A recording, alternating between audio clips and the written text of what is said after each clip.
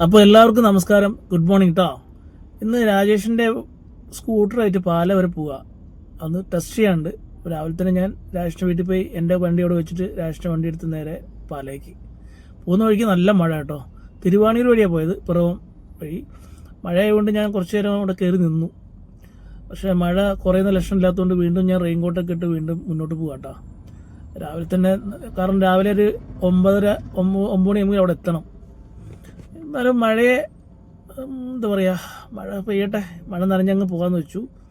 അങ്ങനെ ശക്തമായ മഴയാണ് എങ്കിലും മഴ നനഞ്ഞ് തന്നെ റെയിൻകോട്ടൊക്കെ ഇട്ട് ഞാൻ നേരെ പാലയിൽ ചെന്നിട്ട് നേരെ നമ്മുടെ കൺസൾട്ടൻ്റ് ഏജൻസി ഉണ്ട് രാജേഷ് പറഞ്ഞിട്ട്, റോജാസ് ചേട്ടൻ്റെ ഷോറൂം. അവിടെ ചെന്ന് ഓഫീസിൽ പോയി ഡോക്യുമെൻറ്റ്സ് ഒക്കെ സൈൻ ചെയ്ത് മേടിച്ചു.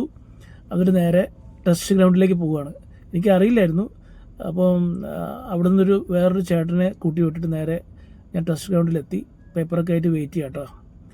അങ്ങനെ നമ്മൾ ടെസ്റ്റ് പാസ്സായി കഴിഞ്ഞപ്പം വളരെ ഹാപ്പി ആയിട്ടോ. അങ്ങനെ ഞാൻ അവിടുന്ന് നേരെ ഭരണങ്ങാനം അൽഫോൻസാമ്മയുടെ അടുത്തേക്ക് പോവുകയാണ്.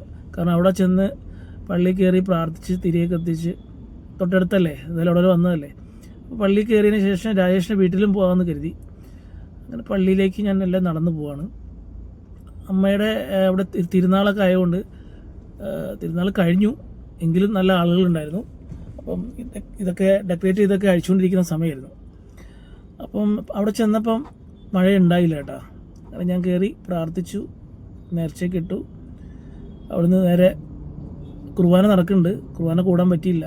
കുറച്ച് നേരം അവിടെ നിന്ന് കേട്ടിട്ട് നേരെ അമ്മയുടെ ഖബറിൽ പോയി പ്രാർത്ഥിച്ചതിന് ശേഷം നേരെ രാജേഷിൻ്റെ വീട്ടിലേക്ക് പോകാൻ വേണ്ടി ഇറങ്ങി.